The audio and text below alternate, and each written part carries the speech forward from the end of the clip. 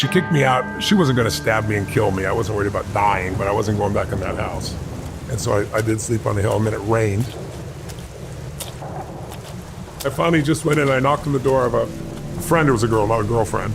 And but her family really cared about me, and I said, can I sleep in your laundry room? So that's where I was. So I had $12 to my name and $13, whatever, and I just took a little bit of money, got on a bus, and so I remembered this bookstore. So I went there, and I just was guided to this book, The Magic of Believing, and all it really taught was the power of belief. Belief controls everything. Everything you do is based on your belief, but it showed how to program your beliefs by conditioning them. If you use your body and your voice, and every ounce of you is congruently speaking that over and over again, it basically hypnotizes you into owning that experience. And so I used to write on the mirror in the laundry room, only a loser is depressed, which is not true.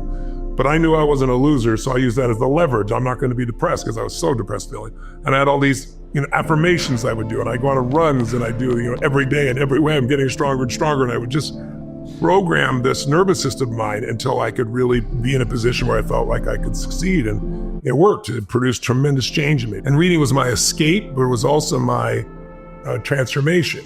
I escaped the whirlwind as I entered Emerson's essays. And I'd read a lot of autobiographies, especially because when you read an autobiography, you're reading the words of that incredible human being. So you're thinking their thoughts. And if you do that for days or weeks or whatever the case may be, you start to take that on. It's like if you want to play the piano, and you can mess around on your own, but if you're smart, you learn other people's music, and all of a sudden you do some amazing things. But after a while, you play it enough, you learn enough patterns that now you become the creator. Now you start to create your own patterns. And that's pretty much what happened for me with these books. And then also events. I went to seminar after seminar. I had no money.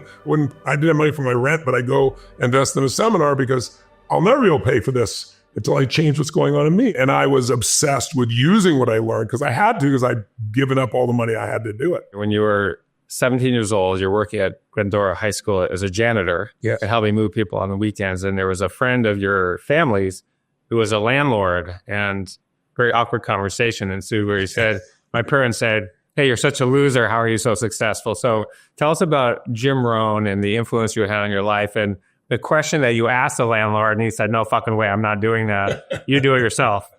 Well, I had to help support my family because we didn't have enough money for food. So I'm going to school, and I kept 2 different jobs as a janitor because I could work in the middle of the night, and they didn't pay you by the hour. They paid you by the result. So I could do 2 banks in the middle of the night, do a great job, and take the buses home and contribute. And then on the weekends, I would try to find something to do also, because you didn't have to do the banks then. And my mom and dad knew this man who, as my dad's words were, used to be such a loser. Now he's so successful. And I wonder what happened to him. And all he was buying properties, fixing them up, and flipping them in Orange County, California in the 1970s, 1977. And the market was exploding. So he was doing very well. So he was very efficient in his workforce to move things. And so he always hired a high school student. And I had been 5'1" in my sophomore year, and I got a tumor in my brain. No one knew that's why. And I grew 10 inches in a year. So I was like, get that big strapping guy. We'll do this. So I come, and I'm a hard worker. And after 2 days of working my guts out, he's like, you're the hardest working guy I've ever met. He goes, I'm really impressed. Let me take you to lunch. So he takes me to lunch, and he starts asking questions. I said, I want to ask you some questions. I said, my dad, and I wasn't trying to be harsh or funny. It's just when you're a kid, you just don't realize. I said, my dad said you should be such a loser. Now you're so successful. Like, how'd you do that? He was taken back, obviously. So Dad said, what? And he goes, it's probably pretty accurate about me. I said, well, what changed you? And he said, I went to a seminar. I never even heard the word seminar before. I said, what's a seminar? He said, it's where a man who has become incredibly successful over decades takes all he's learned in the decades and tries to compress it into a few hours or a few days and save you all that trial and error learning. So how long is the seminar? He goes, it's 3.5 hours. I said, well, how much is it? And he said, $35. It'd be like $250 in today's dollars, right? Inflation. And I was making $40 a week. So I said, wow, that's expensive. I said, can you get me in? And he's like, yeah. But he didn't say anything more. And I said, well, will you? And he said, no. And I said, well, why not? And he said, well, because you won't value it if you don't pay for it. I said, no, I'm on my own. I've been sleeping in my car. I'm working as a janitor. I'm telling him the whole story, right? He goes, I don't hear the story. He said, if you're really committed, you'll go there. Or he said, learn on your own experience and take 10 or 20 or 30 years, or maybe never figure it out. So I remember I sweating bullets over this decision. Do I do a week's pay for this 1 3-hour thing, right? And I was like, oh my God. And then I went down there. I had graduated to a 1968 Volkswagen since my mom had gotten the other one, Baja Bug. I pulled up in front of the nice hotel in Orange County, California. I was wearing a blue leisure suit, which is what people wore in those days that I got in the thrift store, fake gold chain, but I was ready to rock and roll, baby. And I went in, talked my way, and a guy had set this thing up so I could get in. And I sat in that seminar, and I'd read so many books that when Nerone was speaking, I would finish some of his phrases. And you're at a round table. I was somewhat disruptive without meaning to be, but I was so enthusiastic. And then during a break, I went up to Jim Rohn and told him the story about, how I've been doing all this stuff and I wanted to come to work for him. And he's like, young man, if you want to come work for me, you have to go through all my programs.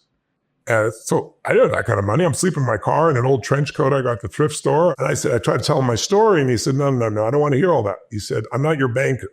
So I said, you could loan me the money and then I'll go get these great results and I'll tell everybody that you helped me do this. And he goes, no, I'm not your banker. He goes, you know what? If you want to come to work with me, you have to have the money by Saturday.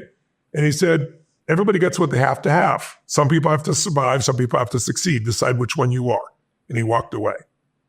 And I was pissed off. I was like, he's an asshole. I mean, I'm struggling. He's rich. I'm willing to pay for it. I just want him to finance it, Another part of my brain started going, he's right. I was like, he's right. What? He's right. You've always got what you had to have.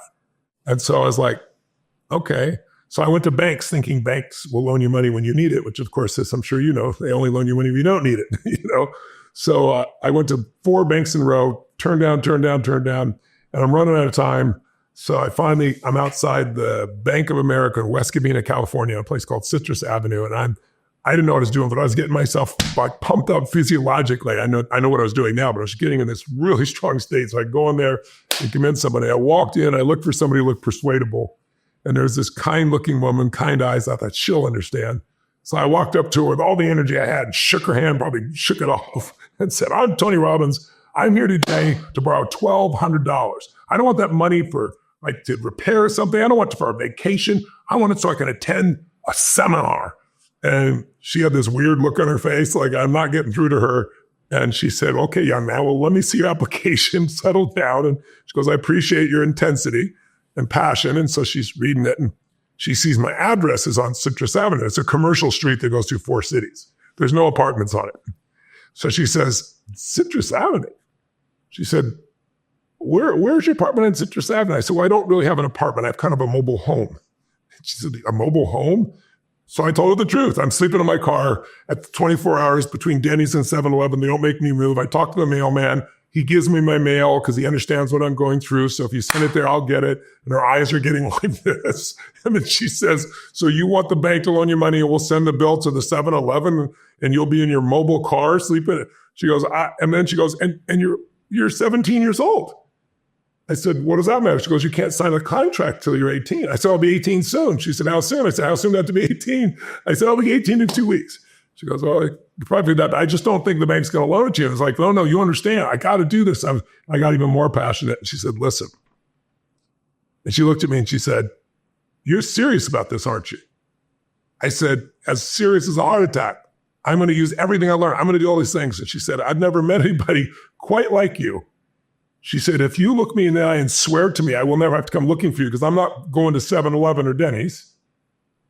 I will do everything I can to get the bank to help you. But if they won't, I'll loan you the money. But you better take this seriously. And I jumped across the desk, kissed her. She wasn't ready for that stuff. And I said, I always tell people you gave my start. And that's why I've always told the story. And her name was Mrs. Williams. And she got the bank to loan me the money, though. She didn't have to do it. I don't know how she did. Maybe she co-signed. I don't know. But I took $1,200, which makes me emotionally, but now remembering it. And all the money in the world is more expensive than the car I was sleeping in, right? And I went to Jim Rohn's seminar and I met a man there named Mike Keyes, who's still my friend today, 45 plus years later. And he had just a little bit more money than me. And he said, look, stay in my hotel. You don't stay in your car. And we were both pretty broken. There were a lot of very wealthy people over there learning from him. But because of that, like I said, it's like we were writing every word. I didn't go to the bathroom and everything. At one point, I figured every word was worth like 3 cents or some ridiculous thing. But I was so committed. And then Jim Rohn, years later, I spoke at his funeral. He's a beautiful man. He would start his seminars and say, every time I get up here, I want to do a good job because you never know who's in your audience. And he'd tell the story about this guy who was a kid who's sitting in his room and shouting out answers. And he goes, you know what it was? Tony Robbins. And today he serves people all around the world. And then he also would tell a story about Mike, the two guys that were the most broke, because we probably applied it as much or more than most people would. So that's where my whole start began.